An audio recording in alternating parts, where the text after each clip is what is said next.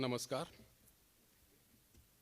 पावन भूमि नागपुर में होने जा रहा अखिल भारतीय विद्यार्थी परिषद का 66वां अधिवेशन में मंचासीन माननीय सर कार्यवाह जी श्री भैयाजी जोशी जी, अखिल भारतीय विद्यार्थी परिषद की राष्ट्रीय महामंत्री सुश्री निधि त्रिपाठी जी, स्वागत समिति के अध्यक्ष डॉक्टर संजीव चौधरी जी, स्वागत समिति की उपाध्यक्षा श्रीमती रितु चालेकर जी, प्रदेश अध्यक्ष श्री योगेश यानेकर जी, प्रदेश मंत्री श्री रवि लांडगे जी, आमंत्रित अतिथिगण, नागपुर एवं विदर्भ प्रदेश से उपस्थित स्थायी कार्यकर्तागण एवं स्वयंसेवकगण, प्रिंट एवं सोशल मीडिया के बंधु भगिनी, ऑफलाइन एवं ऑनलाइन माध्यम से भारत की हर इकाई से एक ग्रुप में जुड़े हुए अभाविक के कार्यकर्ता बंधु भगिनी, सभी को मैं अभिवादन करता हूँ, अभिनंदन करता हूँ, वंदन करता हूँ। माना अंधेरा घना है पर दिया जलाना कहाँ मना है। दुनिया जब एक महामारी से लड़ रही है, आज महासत्ताएं भी कोरोना महामारी के सामने सिर झुका के खड़ी है, उसी समय भारत ही एक सारे विश्व के लिए एक उम्मीद बन के सामने आया है। भारत की ट्रेडिशनल औषधियाँ, आयुर्वेदिक औषधियाँ, दादी माँ के जो औषध थे, औषध थे, हमारे रसोई घर के जो मसाले थे, आज सारे विश्व को एक उम्मीद दे रहे हैं। आज हमारी स्वागत करने की नमस्कार पद्धति सारे भारत को ये महामारी से बचाने के लिए एक उम्मीद बनकर सामने खड़ी है। रेडियो ट्रांजिस्टर के ज़माने में शुरू हुआ हमारा ये संगठन आज पूरे भारत में हर एक इकाइयों के साथ मिलकर इंटरनेट माध्यम से 3 से 4 हज़ार कार्यकर्ताओं के साथ लेकर ये अधिवेशन में सहभागी बन रहे हैं। ऐसे टेक्नोलॉजी का उपयोग आज ये अधिवेशन में हो रहा है। वर्ष 2020 हमारे लिए एक विशेष बन के सामने आया है, जिसमें अच्छी और बुरी दोनों बातें इस वर्ष में हम महसूस करने जा रहे हैं।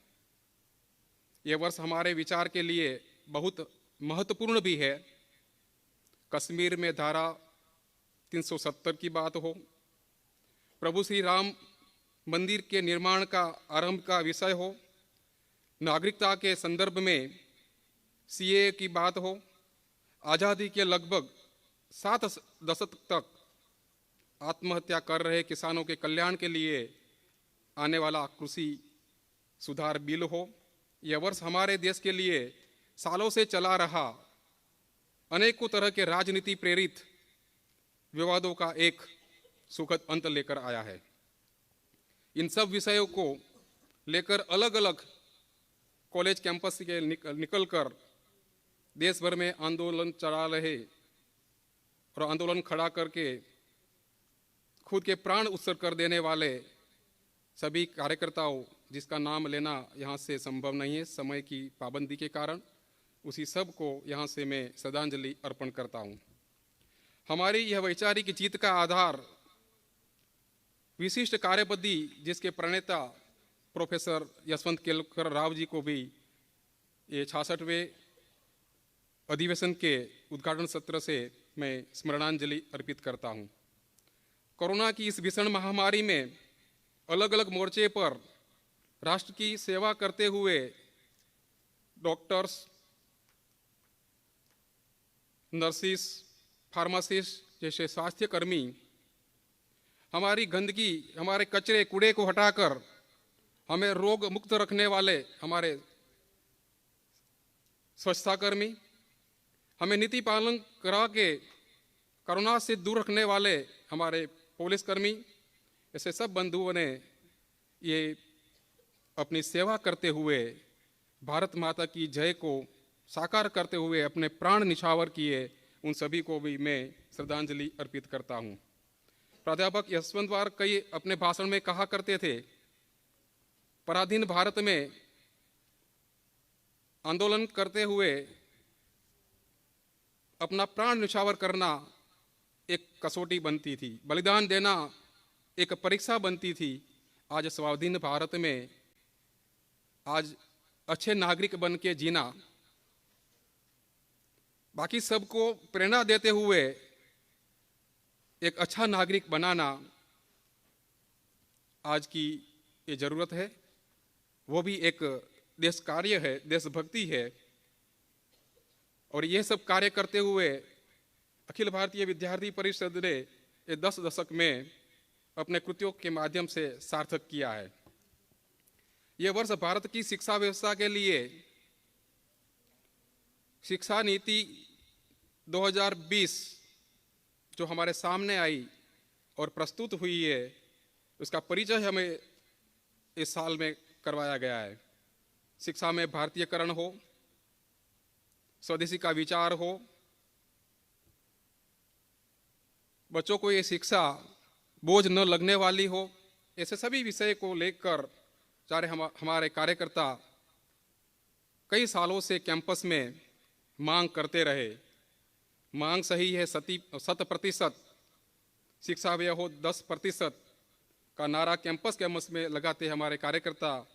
आज उनसे विश्वास हुआ है कि इस देश में एक शिक्षा नीति, आज नई शिक्षा नीति 2020 के माध्यम से हमारे सामने साकार रूप से आई है।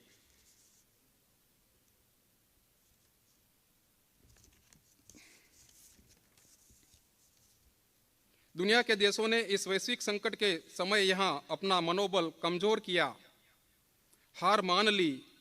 उसी समय हमारी आध्यात्मिक विरासत, जो हमें सारे भारतवर्ष को ही नहीं सारे विश्व को एक मार्गदर्शक बनने के लिए सामने आई है, और वो ये भारतीय पद्धति की परंपरा, सैकड़ों सालों से गिर कर खड़ा उठने की हमारी मानसिकता, आज हमें ये सोशल डिस्टेंस हो, मास्क लगाना हो, सैनिटाइज करना हो, ऐसे हर एक माध्यम से, हर एक प्रयत्न से एक सामान्य नागरिक ने ये करके भारत को अपने ये कोरोना महामारी से आज बाहर निकाला है।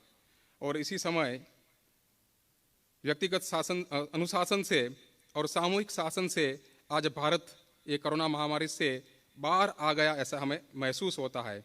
और एक बार फिर से यूनान, मिस्र, रोमा सब मिट गए, जहाँ से कुछ बात है कि हस्ती मिटती नहीं हमारी। किसी शायर की इस शायरी को हम प्रत्यक्ष साकार कर रहे हैं। हम रचनात्मक दृष्टिकोण की बात करते हैं। आज गीता जयंती के दिन पर मैं एक एग्जाम्पल देना चाहता हूँ। आज हमारे घर पे कोई छोटा सा यंत्र, ये वॉशिंग मशीन हो या माइक्रोवेव का मशीन हो, हमारे प्रोफेशन में ऐसा कोई मशीन आता है, ये मशीन के साथ एक छोटा सा मैनुअल, एक गाइडलाइंस उसके साथ आती है, और ये पढ़ के हम ये मशीन कैसे सेट करना है, ये मशीन का कैसे यूज़ हमें करना है, वो हम देखते हैं और बाद में चलाते हैं और उसको सुरक्षित रखते हैं। आज हमारा शरीर ये सबसे कॉम्प्लिकेटेड मशीन है, शारीरिक रूप से, मानसिक रूप से, आध्यात्मिक रूप से। ऐसे मशीन को चलाने के लिए, समझने के लिए अगर इसका कोई मैनुअल जो है, तो मैं मानता हूँ भगवद गीता है। हर एक धर्म का धर्म पुस्तक है। आज हम मानते हैं कि धर्म पुस्तक बाल्यकाल में नहीं, युवा काल में नहीं, जब हम 51 साल के ऊपर हो जाएंगे, वनस्थाश्रम में पहुंचेंगे, तब पढ़ेंगे। शायद तब भी पढ़ पाते हैं कि नहीं पता नहीं। तब तक हमारा ये मशीन बिल्कुल खराब हो जाता है। और ऐसे ही ऐसी महामारियाँ, ये फ्लू हो, कोरोना हो, वैसे आ जाती है। यही भगवद गीता का काम अगर कैंपस में जो कोई करता है तो विद्यार्थी परिषद है। आज बच्चे कॉलेज में, स्कूल में जब पढ़ते हैं, आज काफी बच्चों को जब पूछा जाता है आपका गोल क्या है, तो उसके गोल पता नहीं है। 80% बच्चों को अपना लक्ष्यांक पता नहीं है, न तो उसे शॉर्ट गोल पता है, न उसको लॉन्ग लास्टिंग गोल पता है। उसे क्या बनना है, एक डॉक्टर बनना है, एक इंजीनियर बनना है, एक वकील बनना है, उसे आगे जाकर एक आदर्श डॉक्टर बनना है, आदर्श टीचर बनना है, ये उसकी कल्पना में नहीं। यही कार्य जो कैंपस में कोई करता है तो विद्यार्थी परिषद। एक कार्यकर्ता पहली बार जब इस शाखा में ज्वाइन होता है, एक छोटे से कार्यक्रम में सम्मिलित होता है, एक छोटा सा कार्य करता है, कोई फोटोग्राफ लाता है, कोई फुलहार लाता है, कोई फूल पुष्प लाता है, और ऐसे करते इसमें सम्मिलित होता है। पूर्ण योजना को साकार करते हुए अपना गुणवर्धन कब हो जाता है उसे पता नहीं चलता। आज बच्चे जब कॉलेज में आंदोलन करते हैं, प्राचार्य से मिलते हैं, उसके सामने लड़ते हैं, उसके सामने बात करते, बहस करते हैं, और दूसरे ही दिन उसके साथ बैठकर वो चाय पीते हैं। इसीलिए संभवित है कि हमारा जो दृष्टिकोण है ये सकारात्मक है, रचनात्मक है। हमारा आंदोलन सिर्फ ये कॉलेज हो या विश्वविद्यालय, महाविद्यालय हो या विश्वविद्यालय, उसकी जो गलत सिस्टम है, उसका गलत प्रश्न है, उसके सामने नहीं कि ये व्यक्ति जो इस पोजीशन पर बैठी है।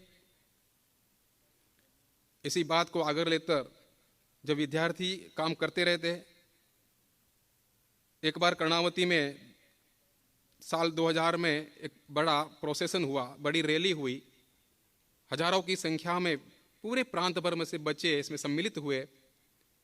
जिस मार्ग से वो जाने वाली थी, इस मार्ग में कुछ दुकानदारों ने अपनी दुकानें बंद कर दी और मैक्सिमम दुकानें चालू रही। कुछ दिनों के बाद जब वहाँ जाना हुआ और यहाँ से निकलते हुए जब ये दुकानदारों से बातचीत हुई, तब उन्हें जो अपना अनुभव बताया कि ऐसा पहला विद्यार्थी और युवा संगठन देखा जहाँ से बच्चे हजारों की संख्या में निकले, हमारी ये शॉप्स के सामने से निकले, एक छोटी सी चीज़ भी नहीं गई। इतना ही नहीं, एक छोटी सी चीज़ को किसने छुआ तक नहीं, ऐसा पहली बार महसूस हुआ है। मित्र, यही है हमारा रचनात्मक दृष्टिकोण, हकारात्मक अभिगुण। विद्यार्थी परिषद का कार्य सिर्फ बच्चे जब पढ़ते हैं 4 साल, पीजी करते हैं तो 6-7 साल, पीएचडी करते हैं तो 10 साल, सिर्फ ये अभ्यासरत रहते हैं तब तक ही उसको मार्गदर्शन करना, उसको अच्छा नागरिक बनाना, यहीं तक सीमित विद्यार्थी परिषद का कार्य ये नहीं। निजी जीवन में, सामाजिक जीवन में, प्रोफेशनल जीवन में पहुंचते हैं तो यही छात्र एक जब नागरिक का दायित्व निभाते हैं। वैसे तो जब विद्यार्थी काल में भी हम मानते हैं कि आज का विद्यार्थी आज का नागरिक है, और वहीं से हम उसको रिस्पॉन्सिबिलिटी देते हैं, उसी से ही हम एहसास करवाते हैं कि आज भी आप जिम्मेदार नागरिक हो।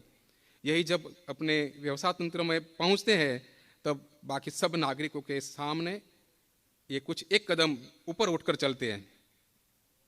इतना ही नहीं, ऐसे कुछ बच्चों में से समाज में कैसे कोई प्रोजेक्ट लेके चलता है, तब विशिष्ट कार्य, समाज का कार्य, राष्ट्र का कार्य हमें साकार होते दिखता है।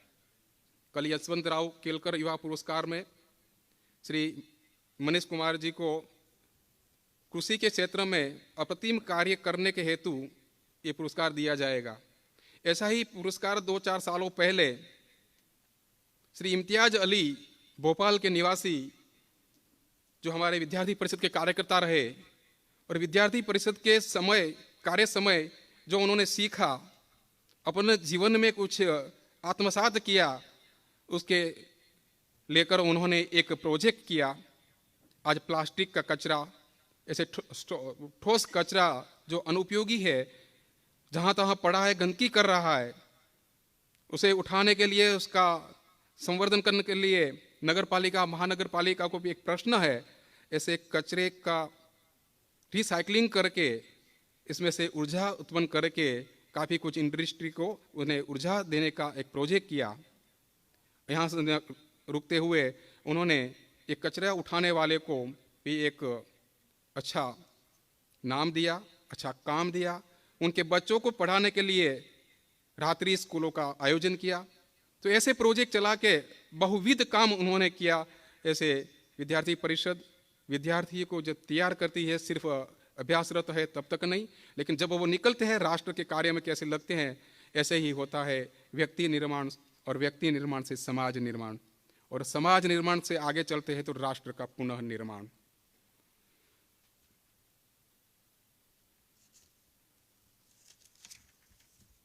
अंत में दायित्व का निर्वहन करते समय मुझे व प्रत्येक कार्यकर्ता को अटल जी की इस पंक्तियां सदैव अपने कर्तव्य की दिशा देती रहेगी। कभी थे अकेले, हुए आज इतने, नहीं तब डरे तो भला अब डरेंगे। विरोधों के सागर में चट्टान है हम, जो टकराएंगे मौत अपनी मरेंगे। लिया हाथ में ध्वज, कभी ना झुकेगा, कदम बढ़ रहा है कभी ना रुकेगा। ना सूरज के सम्मुख अंधेरा टिकेगा, निडर है हम, अमर है सभी हम। कि सर पर हमारे वर्दस्त करता, गगन में लहरता है भगवा हमारा, भगवा हमारा। वंदे मातरम। भारत माता की जय।